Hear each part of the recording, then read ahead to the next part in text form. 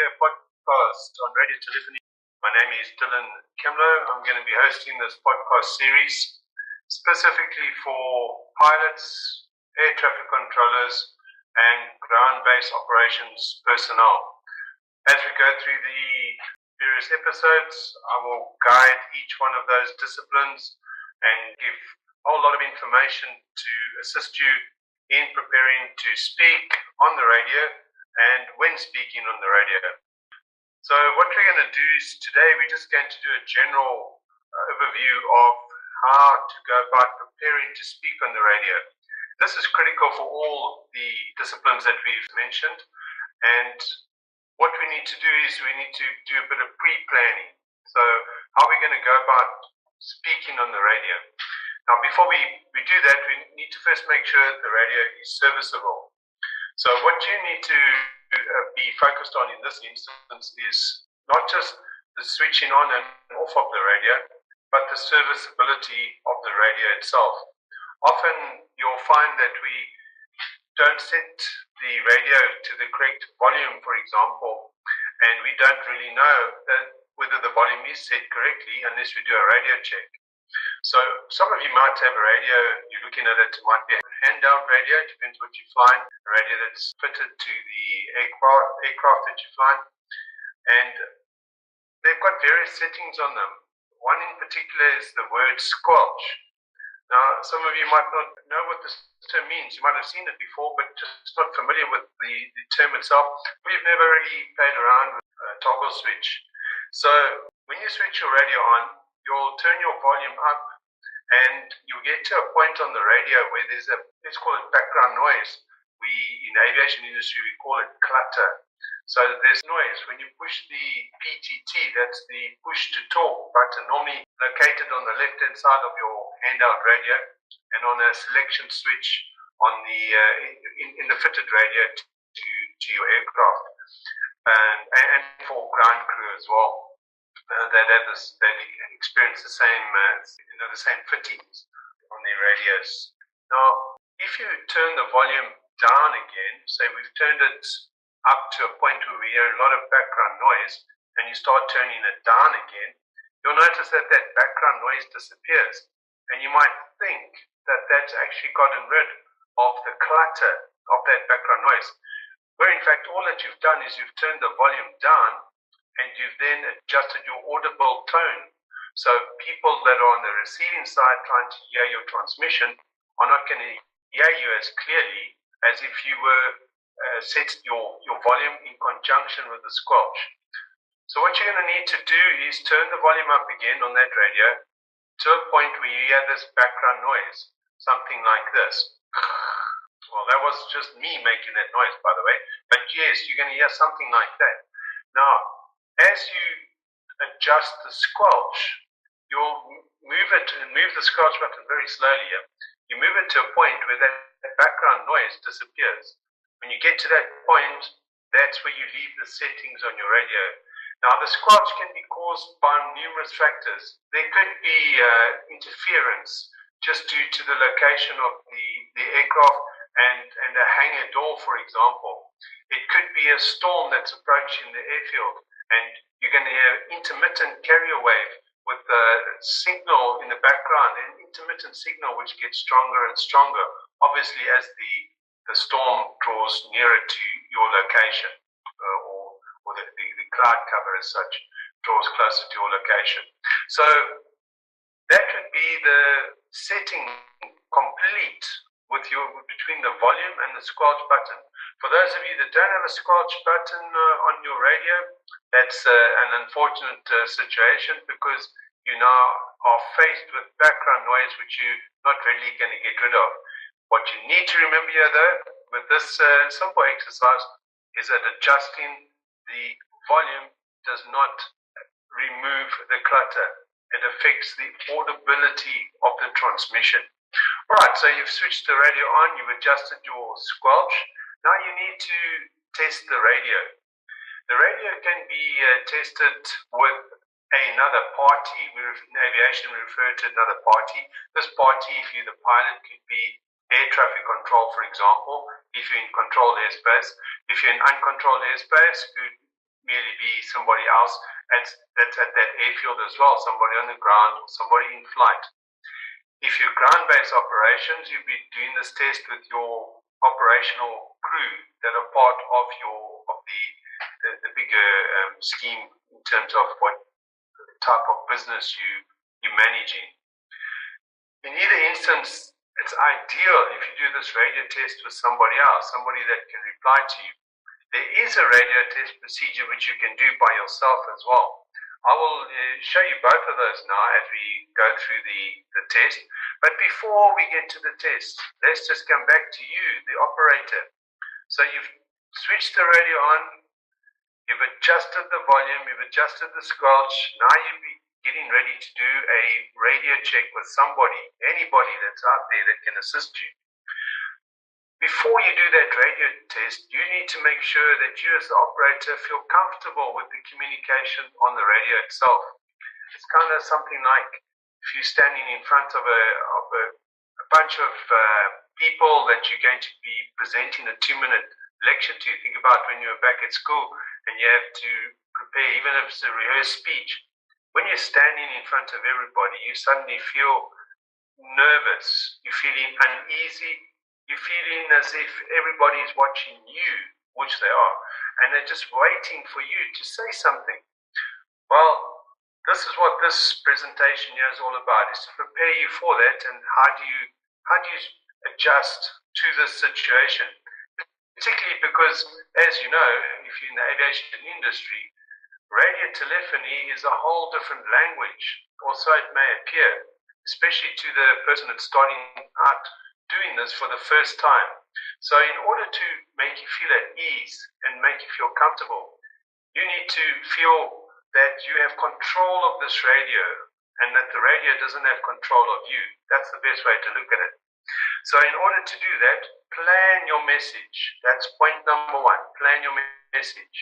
So you think about what you're going to say, and then you're going to speak. When you're going to speak, make sure that you use the correct phonetic alphabet. Now, what is the phonetic alphabet? That's a host of letters from A to Z or Z, as you know them, of A, B, C. Instead, in this instance, we use the phonetic alphabet to replace that terminology, and we've got letters like Alpha, Bravo, Charlie, etc. Okay, all 26, which we'll do in another podcast, and we'll define it further. But for now, there's also not just the phonetic alphabet, but there's a set procedure that we need to follow in terms of communication. This is something that you would have practiced before you even got to your radio, ideally with the person that's presenting a radio course to you. Maybe somebody in your family close to you is already involved in aviation, involved in speaking on the radio, and they can work with you in this. But you do need to practice before you come to the radio. You don't want to sound like this.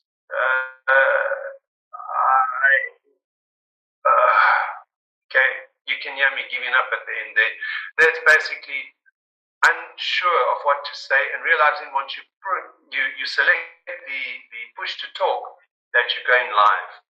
And once you're live, well, just like me talking to you now, there's no going back. Whatever mistakes I make in this presentation to you, that's the mistake I'm making, and I've got to correct it as soon as possible.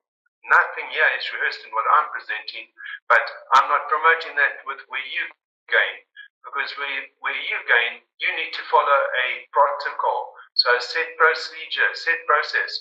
This is not going to be just a quick chat with your friend. This is going to be speaking in terms of a procedure to get something done. Everybody is waiting for you when you select the PTT, the push to talk, because once you select it, you are the master of that airwave at that time. This is normally done on what we call a VHF frequency, which stands for very high frequency, VHF.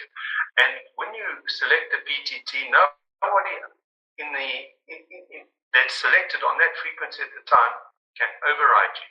In other words, if you are speaking on the frequency at the time, and I try to intercept that transmission, all that's going to happen is that there's going to be interference taking place on my side, and on your side, your transmission's going to get clipped. But most likely, everybody you'll still hear your transmission, although it will be broken. The transmission will be broken. In other words, there's interference taking place. All right, so before I take us way off of course here, let's just come back on track again. Here's you trying to speak on the radio and preparing to what you're going to say. So plan your message, think about what you're going to say. If you find that you're selecting the push to talk, the PTT, and you're going into some kind of apprehensive state, meaning you're not sure what was it I was going to say again, how should I go about it? If you find that you're inside that phase of mind at that stage, stop talking. So in other words, take your finger off the PTT, the push to talk. Think about what you want to say, plan, and speak again. When you speak it to the other party and they hear the apprehension in your voice, they hear the doubt, they hear the confusion, it's almost a guarantee that they're going to also become apprehensive. If you're the air traffic controller speaking to the pilot is going to definitely become a little bit unsure of the situation. Does this air traffic controller really know where I am? Am I on the right heading? Vice versa, it's the same process. If the controller hears the pilot saying, we are over the air traffic controller is just going to stop everything else that they're doing at the time and put their 100% focus on that aircraft, because this is immediately an unsafe situation that's taking place here. And we want to curb that. We do not want to feel that when we go on frequency that everybody's looking to us as some form of a hazard. We want to speak confidently, clearly, and we want to know what we're saying on frequency. So when in doubt, stop speaking, gain your composure, breathe, that's very important, of course, and then proceed and say your message. Now, practice is definitely going to be needed here. And you, as you know, with anything else, if you're going to start learning a new language, you're going to need to practice, you're going to need to go through the spelling of the term and then the pronunciation of the term quite often before you start putting the pieces of the puzzle together. So basically you start forming a sentence. And the same goes with radio telephony. You want to put some kind of sentence together. We call this a transmission. If you want to put the transmission together, you need to know what you're going to say. All right? So confidence is what you need. Practice is going to get you there. Now that you're feeling a bit more comfortable with the actual preparation of speaking on the radio, always remember that the microphone that you're going to speak into needs to be close to your mouth, but not right up against your mouth. We don't want to have you feeling in a state of I feel like I'm swallowing this microphone.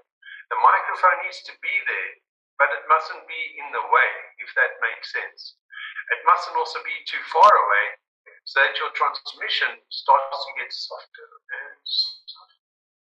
Because the softer it gets, the harder it is for anyone to hear you, and the person that you, in this case, if you want to fly into controlled airspace and you're trying to speak to the air traffic controller, they're not going to allow you to get airborne for a start if you're still on the ground. If you're in flight, they're not going to allow you into the controlled airspace because the transmission is not clear and audible. That means that if they hear your transmission or if they give you a transmission, how do they know or you know that the other parties actually heard or received that transmission? Right? So you don't want this situation to take place. We need to make sure about everything around the radio before we plan to go and fly. This is something you need to get into a habit of doing. Whatever you find, or whether you're working on the ground, as I said earlier, ground-based operations, this could be the operator speaking to the commercial flight that's inbound. We need to make sure that we are fully prepared for the communication activity and that we are going to be that the radio itself is going to be on our side. In other words, that everything is working, everything is serviceable. We've got the microphone in the correct place when we're going to speak. We know what we're going to say, and we know how we're going to say it as well.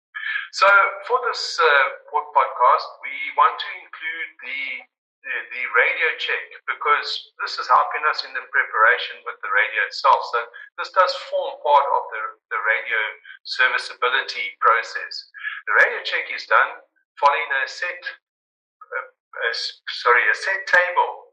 This table, the radio strength table, goes from strength 1 to strength 5. In aviation, we pronounce that 5.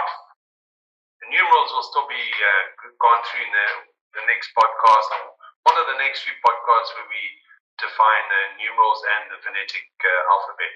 So for this short recording, we're going to use the numbers as follows: 1, 2, 3, 4, and 5. These all serve as a reference to the radio strength table. Now, where am I getting all this information from? This is not just from my years of experience in aviation.